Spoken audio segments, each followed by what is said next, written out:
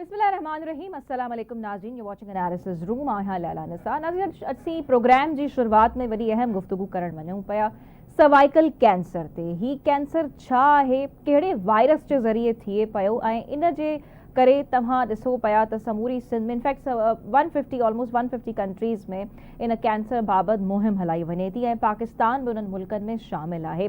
अॼोके पहिरें सेगमेंट में असीं ॼाणींदासीं त सर्वाइकल कैंसर जे ज़रिए केतिरियूं औरतूं मुतासिर थियनि पियूं ऐं ही सिंध हुकूमत हाणे जेका कैंपेन स्टार्ट कई आहे, वैक्सीनेशन मुहिम समूरी सिंध में उन्हनि हलाइण जी कोशिशि कई आहे त इहा केतिरी लाभाइती साबित थी सघे थी।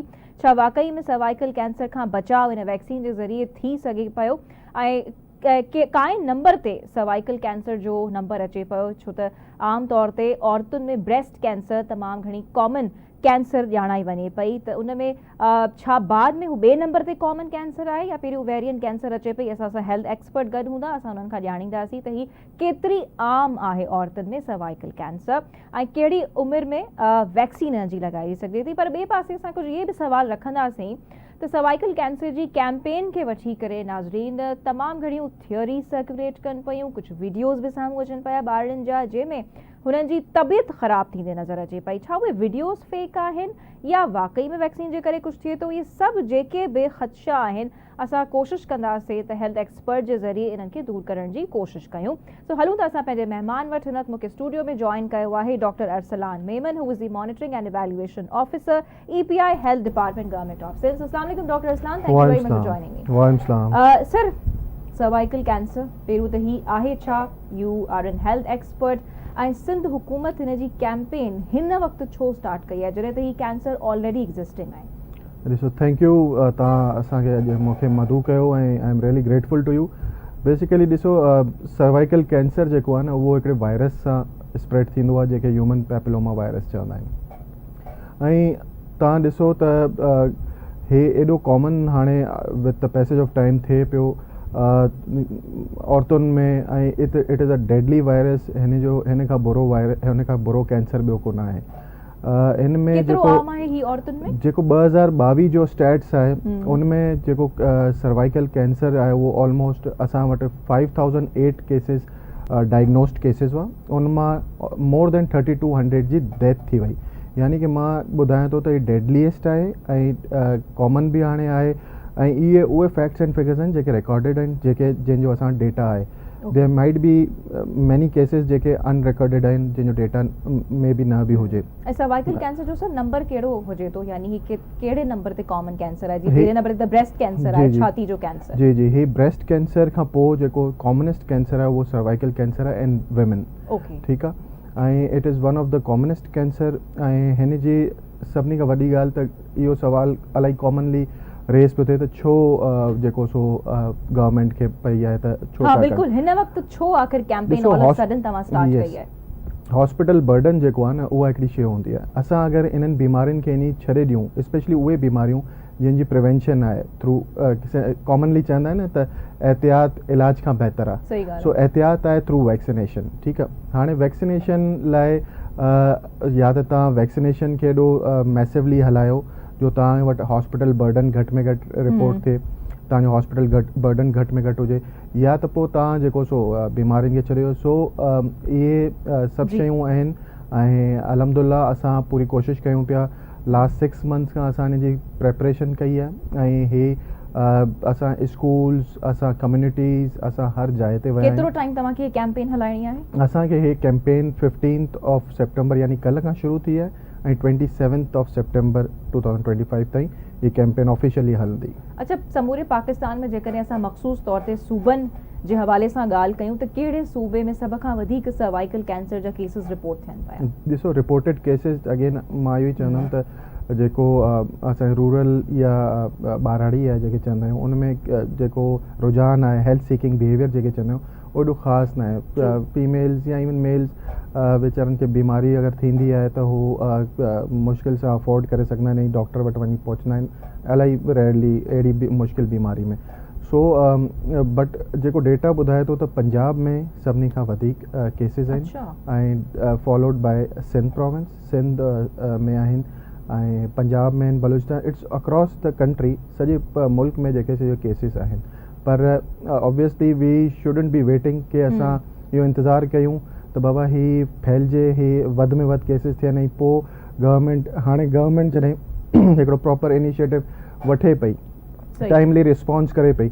ऐं तव्हां जेको पंहिंजे इंट्रोडक्शन में ई चयो त पाकिस्तान 150th कंट्री हूंदी जंहिंमें ही वैक्सीन इंट्रोड्यूस थी। अच्छा, ही जेकी कैंपेन आहे ही समूरी दुनिया में 150 मुल्कनि में हले पई, ऐं सही चयो? ही वैक्सीन जेकी आहे इहा 149 कंट्रीज़ में हुई अवेलेबल। 150th कंट्री पाकिस्तान आहे, ऐं पाकिस्तान में ऐं ॿियनि मुल्कनि में इहो डिफरेंस आहे त हुते हेल्थ सीकिंग बिहेवियर सुठो आहे। हिते जेको हेल्थ सीकिंग बिहेवियर आहे पेरेंट्स जो, so we have to go house to house, we have to go massive pre campaign activities.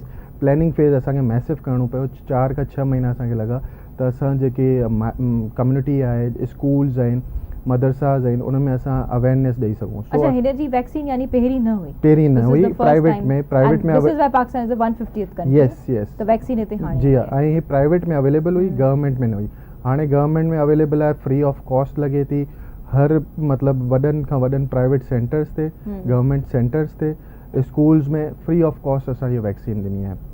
त इहो ई मक़सदु आहे त असां इन्हनि खे वधि में वधि जीअं तव्हां ॿुधायो त मॉर्टेलिटी रेट बि तमामु ॼाणणु चाहींदासीं हाणे वैक्सीन केरु तव्हांजा पार्टनर्स आहिनि जिन तव्हां सां कोलैबोरेट करे ही वैक्सीन तव्हांखे ॾिनी आहे गवर्नमेंट ऑफ सिंध खे? छो त पाकिस्तान में त लाज़मी तौर ठही कोन आहे, ऐं हिनखे वठी करे तमामु घणियूं कॉन्स्पिरेसी वारियूं थियोरीज़ बि सर्कुलेट कनि पियूं। त असां चाहींदासीं तव्हां हिन प्रोग्राम जे ज़रिए उहे सभु शयूं क्लियर बि कयो त हिन वैक्सीन में छा कुझु अहिड़ी का हानिकारक शइ इस्तेमालु थियल आहे? छो त वैक्सीन त हूंदी प्रोटेक्शन जे लाइ आहे, त छो एतिरी रेज़िस्टेंस सोसाइटी में अचे पई? न सिर्फ़ु एतिरो पर इलाही सारा वीडियोज़ बि सर्कुलेट कनि पिया जिन में ॿारड़ियूं इहो ॾेखारनि पियूं त हुननि जी हिन वैक्सीन जे करे तबियत ख़राब थी आहे। छा उहे वीडियोज़ फेक आहिनि या ही सभु थ्योरीज़ आहिनि ऐं अनअवेयरनेस आहे उन जे करे इहो सभु सर्कुलेट करे थो? What is your response? ॾिसो, असां वटि thank U for raising this question. जेके कोर असांजा पार्टनर ऑर्गेनाइज़ेशंस आहिनि जिन खे पूरी दुनिया में पज़ीराई हासिल आहे, जंहिंमें वर्ल्ड हेल्थ ऑर्गेनाइज़ेशन आहे, यूनिसेफ आहे, जपाएगो आहे, ऐं मुख़्तलिफ़ ॿियूं ऑर्गेनाइज़ेशंस आहिनि, इहे असां सां पार्टनर आहिनि। ऐं हिन में गवर्नमेंट जो बि प्रोक्योरमेंट में शेयर आहे वैक्सीन्स जो। गवर्नमेंट बि इनखे प्रोक्योर कंदी आहे बाक़ाइदा।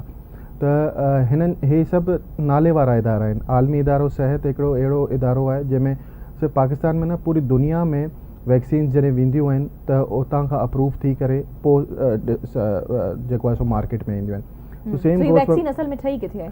ही वैक्सीन सिकोलिन वैक्सीन आहे, चाइनीज़ वैक्सीन आहे, ऐं it is trial approved, it is approved vaccine. इहा ट्रायल बेसिस ते न आहे, इहो बि कॉन्स्पिरेसीज़ या क्वेश्चन्स रेज़ थिया, सो अहिड़ी का बि ॻाल्हि न आहे। ऐं जेके डिफरेंट फैक्टर्स आहिनि, मां तव्हांखे ॿुधायां त मुस्लिम कंट्रीज़ में, इवन सऊदीया में, सऊदी अरेबिया में ऐं ॿियनि डिफरेंट मुस्लिम कंट्रीज़ में इहा वैक्सीन यूज़ थियल आहे।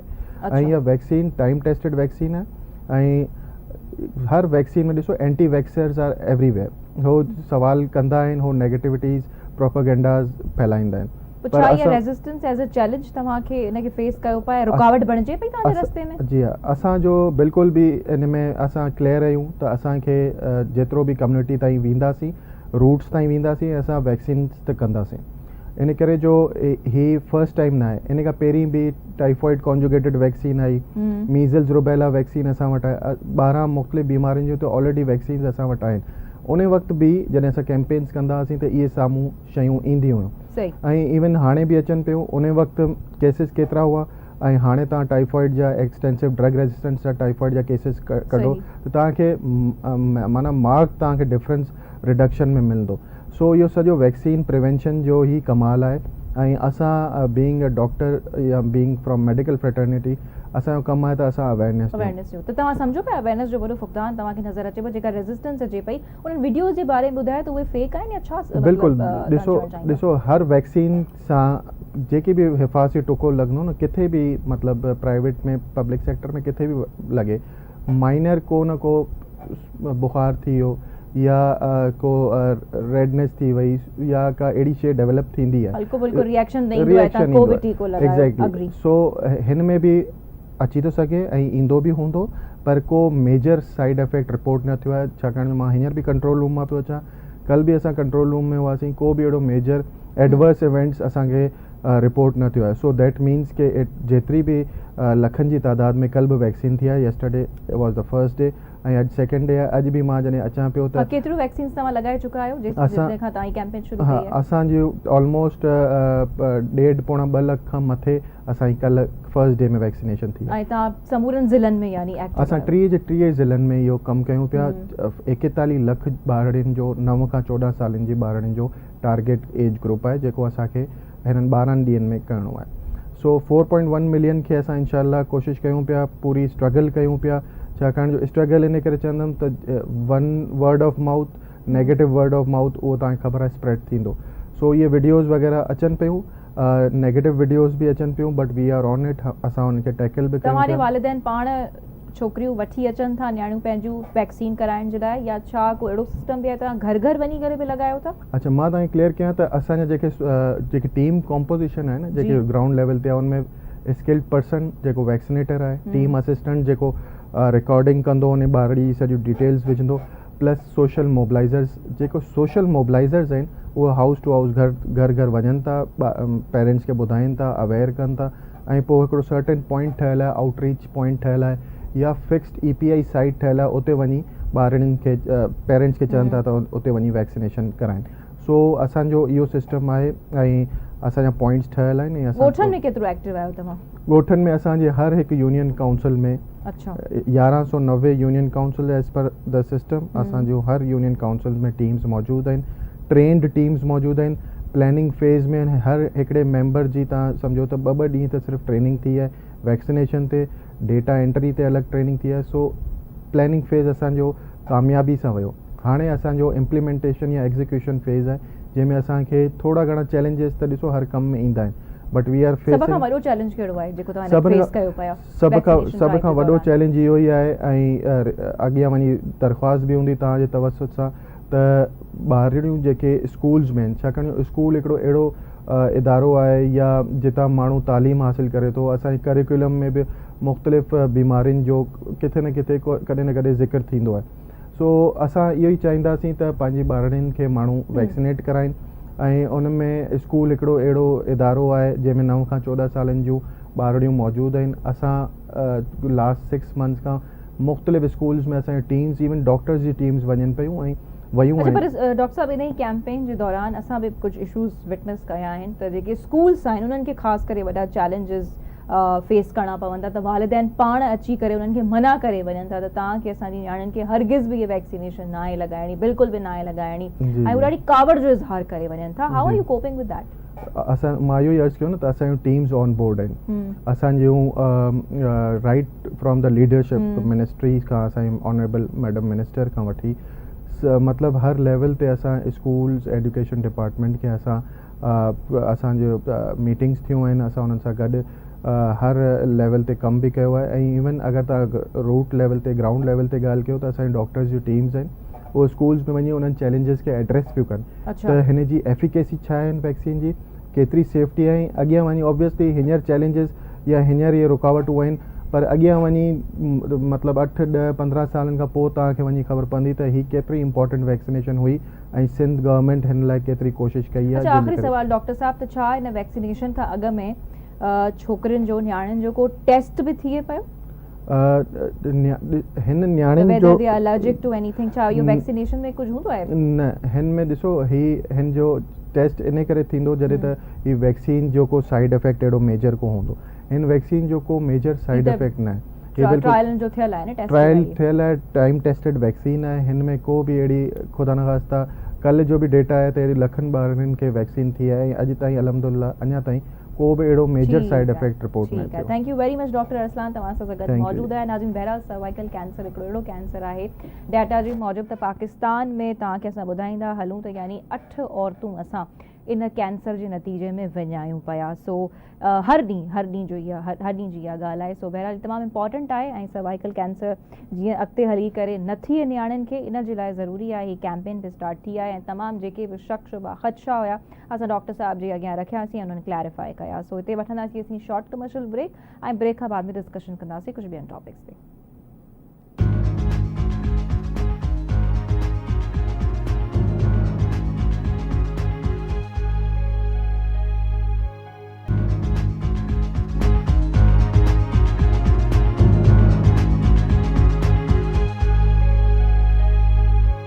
वेलकम बैक नाज़रीन। हाणे असीं ॻाल्हि ॿोल कंदासीं त कुझु ॾींहं अॻु में हिकिड़ो वाक़ियो पेश आयो आहे। एडवोकेट ईमान मज़ारी जेका सोशल एक्टिविस्ट बि आहे, उन्हनि हिकु कंप्लेन फाइल कई अगेंस्ट इस्लामाबाद हाई कोर्ट जे चीफ जस्टिस सरफराज़ डोगर साहब जे ख़िलाफ़।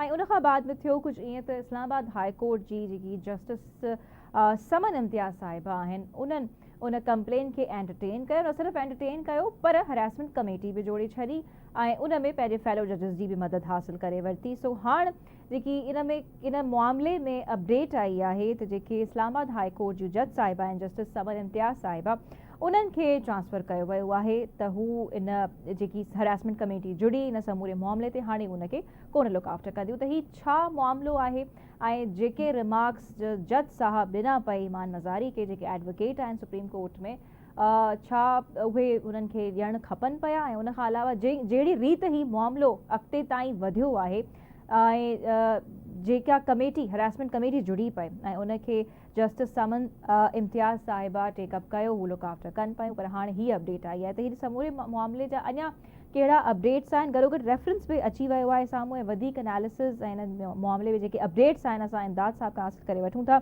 इमदाद साहब असां सां गॾु मौजूद आहिनि, सीनियर सहाफ़ी तजिया निगार।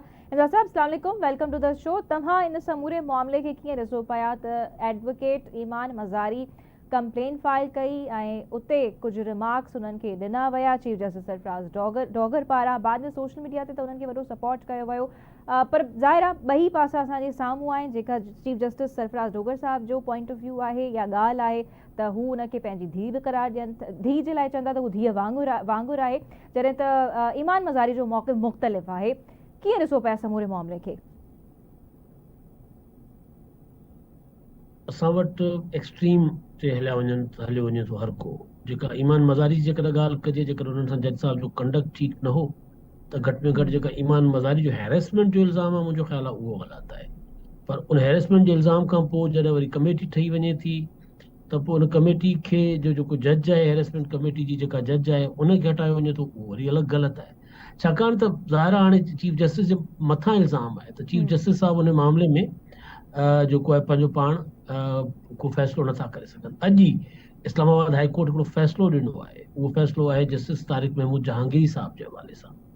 जस्टिस तारिक महमूद जहांगीरी ते इल्ज़ाम आहे त उन्हनि जाली डिग्री उन्हनि जी हुई कराची यूनिवर्सिटी जी। उन्हनि जे ख़िलाफ़ पोइ साल जुलाई में रेफरेंस भी हिकिड़ो साम्हूं आयो। उहो रेफरेंस अञा एंटरटेन कोन थियो आहे, उहो रेफरेंस अञा उनखे टेकअप न कयो आहे सुप्रीम जुडिशियल काउंसिल। मगर अॼु जस्टिस सरफराज़ डोगर साहब जी ही अदालत बरुकनी बेंच जस्टिस तारिक महमूद जहांगीरी साहब खे इन बुनियाद ते कमु करण खां रोके छॾियो आहे, हुकुम जारी कयो अदालती त हू कमु नथा करे सघनि, छाकाणि त उनजे ख़िलाफ़ रेफरेंस आहे।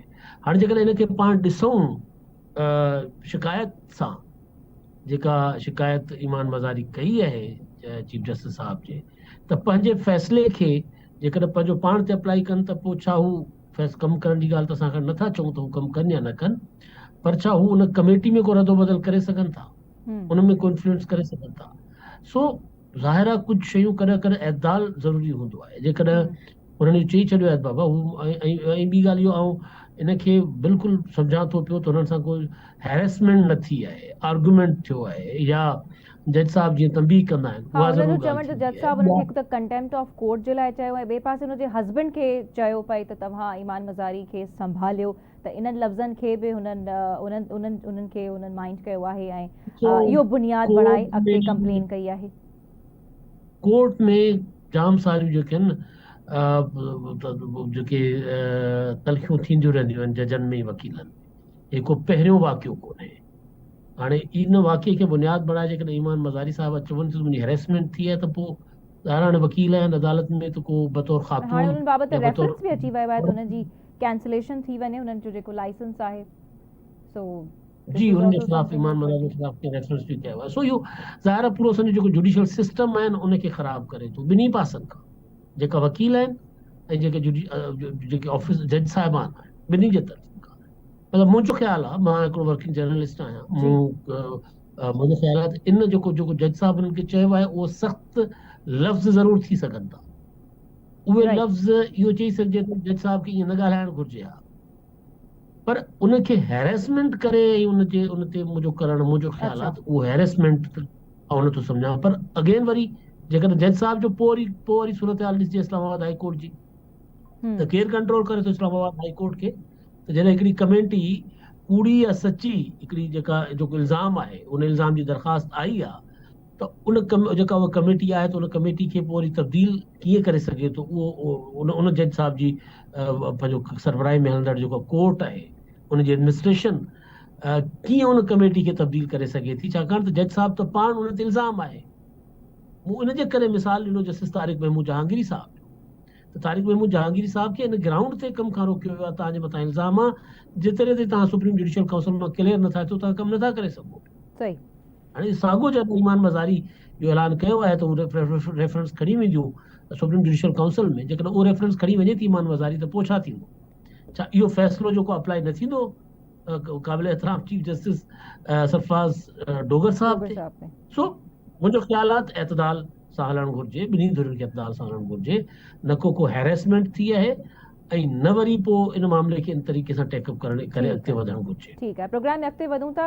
इमदाद साहब, प्रेसिडेंट पाकिस्तान आसिफ अली ज़रदारी साहब चाइना में आहिनि, हुन सां गॾोगॾु चेयरमैन पीपल्स पार्टी बिलावल भुट्टो ज़रदारी साहब बि। सो पीपल्स पार्टी चेयरमैन जूं त अॼु चीन में काफ़ी अहम सरगर्मियूं असांखे नज़र आयूं ऐं उन खां अलावा पाकिस्तान में तवानाई जे मुतबादिल ज़रियनि में हिड़पकारी ते बि ख़्यालनि जी ॾेवट थी आहे, जेकी अॼोकी उन्हनि जूं सरगर्मियूं आहियूं हुते चाइनीज़ अथॉरिटी सां उन्हनि जी जेकी मुलाक़ात थी आहे केतिरी लाभाइती साबित थी सघे थी, हिन सां वधीक पाक चीन लाॻापा मज़बूत थी सघनि था? ॾिसो, जेका सदर ज़रदारी साहिब जी जेका ख़ुसूसियत आहे उहा इहा आहे त हू पंहिंजो कमु कंदा रहंदा आहिनि न, ऐं लो प्रोफाइल में रही हू उनखे को पढ़ाईंदा कोन्हनि, उन लाइ मीडिया कैंपेन कोन हलाईंदा आहिनि जीअं अॼुकल्ह जे दौर में थिए थो पियो। जेके मीटिंग्स आहिनि उहे ॾाढियूं इंपॉर्टेंट आहिनि। सभिनी खां वॾी मीटिंग जेके ज़ाहिर पाकिस्तान जी मीडिया इग्नोर कयो आहे उहा मीटिंग त न बल्कि विज़िट जेको आहे उहो उन जेका सिविल एविएशन जी जेका एयरक्राफ्ट ठाहिण वारी जेट ठाहिण वारी जेका उन्हनि जी कंपनी आहे, जेफ थंडर ठाहे थी, जेका जेट-एंड-सी जेका ठाहे थी, जिन्हनि पाकिस्तान ऐं इंडिया जी जंग में इंडिया जा जेके राफेल जहाज़ किराया जंहिं जहाज़, उन फैक्ट्री में सदर मुमलिकत आसिफ अली ज़रदारी कंहिं बि मुल्क जो पहिरियों सरबराह आहिनि जिनखे उहो विज़िट करायो वियो आहे। ॿी ॻाल्हि त हुननि उतां हिकिड़ी कंपनी आहे, मशहूर तवानाई जी कंपनी आहे, उन्हनि सां थर जे कोयले जी गैसिफिकेशन जो प्लान जेको आहे उन ते MOU ते दस्तखत साइन कया आहिनि। ऐं हिन वक़्तु ॾिठो पिए त उहो सदर जी तरफ़ां जारी कयो वियो आहे त एनवायरमेंट ते कमु कनि पिया, एनवायरमेंट ते कमु कंदड़ उते जेके मुख़्तलिफ़ कंपनीज़ आहिनि, ऑर्गेनाइज़ेशन्स आहिनि, उन्हनि सां बि उनजी मुलाक़ात थी आहे सदर साहब जी। हाणे ही जेको जंहिं लेवल जा उन्हनि जो दौरो आहे, जंहिं लेवल ते उन्हनि जी मुलाक़ातूं आहिनि, हुननि जी मुलाक़ात जेका उते वापारियुनि सां बि थिए थी, सनअतकारनि सां बि थिए थी, हुकूमती शख़्सियतुनि सां बि थिए थी, ऐं उन जो फ़ाइदो जेको आहे लामोहला पाकिस्तान खे मुस्तक़बिल क़रीब में थींदो। इन क़िस्म जा दौरा सदर ज़रदारी साहिब जॾहिं 2008 वारे दौर में कंदा हुया त मूंखे यादि आहे त लाहौर में अॼु जे वज़ीर आज़म शहबाज शरीफ़ साहिब खोड़ प्रेस कॉन्फ्रेंसूं कयूं। सदर साहिब अञा चाइना पहुचंदा हुआ, हिते प्रेस कॉन्फ्रेंस करे उन मथां इल्ज़ाम लॻंदा हुया सदर साहिब जे मथां त ही उते वञनि था, उते उन्हनि खे केरु रिसीव करणु कोन थो अचे, चाइनीज़ शिकायतूं कनि था त आसिफ ज़रदारी कमीशन थो घुरे, हे थो करे, हो थो करे, इन क़िस्म जी शिकायतूं, इन क़िस्म जी पॉलिटिकल पॉइंट स्कोरिंग थींदी हुई। पोइ नतीजो छा निकितो, रिज़ल्ट छा निकितो त आहिस्ता आहिस्ता सदर साहिब कमु कयो, ख़ामोशी सां कमु कयो, उन्हनि खे केरु रिसीव करे पियो न पियो करे, पर पोइ सीपैक खणी आया। छा कुझु नवां प्रोजेक्ट्स स्टार्ट थियण वञनि पिया सोलर एनर्जी खे वठी करे? तमामु वॾी इन्वेस्टमेंट ईंदी लैला इन्हनि प्रोजेक्ट सां। वज़ीर आज़म शहबाज शरीफ़ साहब भी विया हुया, उन्हनि भी 8.5 अरब डॉलर जा जेके आहिनि वो जेके MOU साइन थिया हुया, सो इन्वेस्टमेंट काफ़ी सारी ईंदी। ही दौरो ज़ाहिर सदर मुमलिकत 10 ॾींहं उते वञी वेही थो रहे त सदर साहिब उतां जो मौसम खे इंजॉय करण थोरी विया आहिनि। ऐं हितां सिंध जी जेका उन्हनि जी पंहिंजी काबीना जा इंपॉर्टेंट वज़ीर आहिनि उहे उन्हनि सां गॾु आहिनि, नासिर शाह साहब, शर्जील राम मेमन साहब, उहे बि उन्हनि सां गॾु आहिनि। सो आसिफा भुट्टो ज़रदारी ख़ातून अवल जेके आहिनि, बिलावल भुट्टो ज़रदारी साहब। पर ही जेको दौरो आहे ज़ाहिर 10 ॾींहंनि जो दौरो ही ग़ैर मामूली दौरो आहे। इन सां जेके चीनियुनि खे असां खां शिकायतूं आहिनि वापसि अची शायदि उन्हनि जो बि अज़ालो थिए, ऐं जेको सुस्त रवि जो शिकार आहे इन्वेस्टमेंट, उन में तेज़ी तव्हांखे ईंदे नज़र ईंदी ईंदड़ ॾींहंनि में। सही, ठीकु आहे। प्रोग्राम में अॻिते वधूं था इमदाद साहब, ॿियो इंपॉर्टेंट टॉपिक असीं उन ते डिस्कस कंदासीं त अॼु वॾे वज़ीर सईद मुराद अली शाह साहिब जी सदारत हेठि हिकु अहम इजलास थियो आहे कच्चे में हलंदड़ धाड़ेलनि ख़िलाफ़ जेको ऑपरेशन आहे। हाणे उन बाबति छो ते बोर वारी सूरत हाल हुई हिन जे करे कचे मां धाड़ियल जेके आहिनि उहे पके में आहिनि। अॼोके इजलास में इहो बि ॼाणायो वियो आहे, डिस्कशन हिन ते बि थी आहे। पर इमदाद साहब, छा तव्हां ओवरऑल सम्झो पिया त इन स्ट्रैटजीज़ फॉर्मुलेट करण जे लाइ ही सभु इजलास त थींदा रहंदा आहिनि, पर ग्राउंड ते लेवल छा ऑपोज़िट आहे या वाकई में हुकूमत इन बाबति कमु कंदे नज़र अचे पई धाड़ियलनि जे ख़ात्मे लाइ? ॾिसो लैला, ज़ाहिर आहे इजलास त थियनि था ऐं उन ते जेको फ़ैसिला थियनि था उन ते अमल घटि थींदो आहे, पर तवक़ो कयूं त विच में अमल आम थियणु माफ़ी घुरिजे। जो बि छाकाणि ऐलान त कयो वियो। जी, जी जी आम माफ़ी जो ऐलान ईअं कयो वियो त जेके हथियार फिटा कनि उनखे आम माफ़ी सही मिलंदी। ॻाल्हि आहे। हाणे जेको हिन वक़्तु जेका आइडियल सिचुएशन आहे न हुकूमत लाइ, उहा इहा आहे त धाड़ियल उतां निकिरी विया। हाणे जेके धाड़ियलनि जा अॾा, जेके उन्हनि जो पनाहगाहूं आहिनि, उते जेकॾहिं पुलिस खे हींअर विहारियो वञे, बेशक ॿेड़ियुनि में ऐं कंहिं बि तरीक़े सां उन्हनि खे उते विहारियो वञे, ऐं उते जेके चौकियूं ठाहे पुलिस वे, छाकाणि त चौकियूं ठाहिण न आहिनि ॾींदा कचे जा धाड़ियल जेके आहिनि, ऐं उन्हनि जे ख़िलाफ़ एक्शन थियणु खपे। ख़बर हूंदी हुकूमत खे, पुलिस वारनि खे, धाड़ियल किथां खां किथे निकिरी आया आहिनि। सो इहो हिकिड़ो गोल्डन चांस आहे, ऐं हिन वक़्तु जेकॾहिं एक्शन शुरू कंदा त सवलाई सां मुंहिंजो ख़्यालु आहे त उहो कंट्रोल करे सघिजे थो पियो। छाकाणि त उते उहो पंहिंजो जेको जेको असलो आहे उहो सॼो उतां खणी न निकिरी सघिया हूंदा धाड़े। उते वञी छापा हणिजनि, उन्हनि सां उनजे ख़िलाफ़ एक्शन कजे, को एरियल एक्शन कजे, को हेलीकॉप्टरनि पर जे ज़रिए वञी ऑपरेशन या पुलिस उते क्रैकडाउन ही लाॻू आहे कहिड़े क़िस्म जो, यानी सिर्फ़ पुलिस मौजूद आहे या उन खां अलावा रेंजर्स बि ऑपरेशन में शामिल आहे? छो त असीं काफ़ी टाइम खां ॿुधंदा अचूं पिया त ऑपरेशन जारी आहे, उनजो जाइज़ो वरितो वियो, पर what is this all about, यानी थिए छा पियो इन ऑपरेशन में? तो लैला, जेका सिंध जी पुलिस आहे उहा उनजी कैपेबिलिटी एॾी कोन्हे जो उहा धाड़ियलनि सां विड़ी सघे। पहिरीं ॻाल्हि त हिकिड़ो ज़ाहिर आहे उन में खोड़ सारियूं शयूं आहिनि, उनजी ट्रेनिंग एॾी कोन्हे, असलो अहिड़ो कोन्हे, पोइ वरी मुदाख़लतूं जाम आहिनि। सो हिकिड़ो त पुलिस पंहिंजे तौर ते जेका हिन कैपेसिटी में जेका मौजूदा उनजी हालत आहे, इन में तूं धाड़ियलनि सां विड़ी नथी सघे। पुलिस खे बहितर करण जी ज़रूरत आहे, पुलिस खे वेल इक्विप्ड करण जी ज़रूरत आहे, ऐं पुलिस जी ट्रेनिंग जी ज़रूरत आहे। ही धाड़ियल ज़ाहिर आहे उन्हनि सां दहशतगर्दी आहे न, सो मौजूदा पुलिस जी ट्रेनिंग दहशतगर्दनि सां विढ़ण वारी कोन्हे। पर जेकॾहिं हिकिड़ो त इमदाद इहो साहब करणु कैपेसिटी न आहे, पोइ त जेकॾहिं ख़बर बि आहे हुकूमत खे त हू कचे मां निकिरी पके में आया आहिनि, त पोइ फ़ाइदो कहिड़ो? जॾहिं हिननि वटि कैपेसिटी कोन आहे विढ़ण जी, त पोइ त यानी ही सभु कुझु न, हलंदो रहंदो। हुनजे करे लैला चयो त गोल्डन चांस आहे, छाकाणि त जेकॾहिं राइट। धाड़ियल पंहिंजे टिकाणे ते मौजूद हुजनि था त उन वक़्तु पुलिस खे ऑपरेशन करण में प्रॉब्लम थिए थो। सही हींअर सही उते सही। छॾे आया आहिनि, सभु असलो छॾे विया हूंदा मुंहिंजो ख़्यालु आहे, छाकाणि त एतिरो असलो बोर्ड में खणी केॾांहुं निकिरंदा उहे छॾे विया हूंदा, उन टिकाणा ख़ाली पिया हूंदा, ऐं ॿ ॿ चार चार माण्हू वेठा हूंदा, समूरा नथा वेही सघनि, थी सघे थो खोड़ सारा टिकाणा उन्हनि जा ॿुॾी विया हुजनि। सो जेकॾहिं उहे धाड़ियल ऐं उतां भॼी बि कोन था सघनि, पहिरियों त इहो थींदो न जेकॾहिं पुलिस एक्शन कंदी त तव्हां भॼी वेंदा, हाणे त पाणी अचे इन पासनि खां, भॼी बि कोन सघंदा। सो हिन वक़्तु पुलिस बहितर तरीक़े सां उनखे टैकल करे सघे थी। ॿी ॻाल्हि जेका रेंजर्स जी ॻाल्हि तव्हां कई, ॾिसो रेंजर्स हिकिड़ो तव्हांजो आहे आरज़ी हल, आरज़ी हल में न वञणु घुरिजे।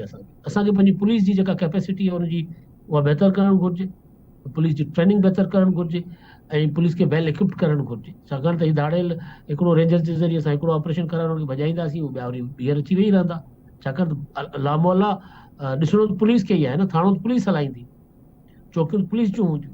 सो मुंहिंजो बिल्कुलु ख़्यालु आहे मीडिया टॉक कंदे त वॾे पुलिस वज़ीर खां काफ़ी भेरा इन ई बाबति सवाल बि कया हुआ धाड़ियलनि बाबति, जंहिंजो उन्हनि स्ट्रैटेजी जे बारे में बार बार साहबनि पारां पुछा कई वई त छा स्ट्रैटेजी आहे, कीअं तव्हांजो प्लान आहे, छा करणु वञो पिया? त वॾे वज़ीर वराणियो त तव्हांखे असां कीअं ॿुधाईंदासीं, तव्हांखे ॿुधाए छॾियूं छा?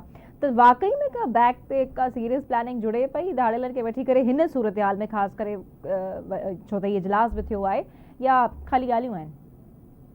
तो लेला अंग्रेजी में चवंदा आहिनि action speak louder than words. ठीकु आहे, मसलो इहो आहे साईं असांखे न ॿुधाए न मुराद अली शाह साहब, पर उहो अमल त नज़र अचे न, जेकॾहिं उहो नज़र ईंदो त पोइ सवाल कोन उथंदा न। मसलो मूंखे मुराद अली शाह साहब जी नीयत ते ज़ीरो शक आहे, बिल्कुलु शक कोन्हे, पर मसलो इहो आहे त छा पुलिस जी कैपेसिटी आहे? मूंखे पुलिस जी नीयत ते बि शक कोन्हे, ऐं इहो बि करे सघां थो पियो। पुलिस जा कुझु कानूनी ढूं हूंदियूं जेके धाड़ियलनि सां मिलियल हूंदियूं, मूंखे उन्हनि ते बि शक कोन्हे, IG साहब ते बि शक कोन्हे, DIG ते, SSP ते, SHO ते कोन्हे शक, पर मसलो सलाहियत जो आहे न, सलाहियत खे इम्प्रूव करण जी ज़रूरत आहे। जेकॾहिं सलाहियत इम्प्रूव पुलिस जी कंदे नज़र ईंदा असांखे, त पोइ असां चई सघूं था तूं जेका भली असांखे न ॿुधाइनि ऐं पोइ उहा पॉलिसी जेका आहे हुन ते अमल कनि, अमल कोन थो नज़र अचे, अमल नज़र ईंदो बिल्कुलु ऐं rightly pointed out. So thank you very much इमदाद साहब, तव्हांजे क़ीमती वक़्त जो, तव्हां सां ज़मूरी एनालिसिस प्रोग्राम में गॾु मौजूदु आहे। नाज़रीन, अगेन विल जी ॻाल्हि आहे, ऐं जीअं इमदाद साहब चयो त action speaks louder than words. So हिते असीं वठंदासीं ब्रेक, त न वठंदासीं, ख़ैर ख़िताम करे था वठूं। मुलाक़ात थींदी सुभाणे, पंहिंजो फीडबैक ॾियणु न विसारींदा। अल्लाह हाफ़िज़।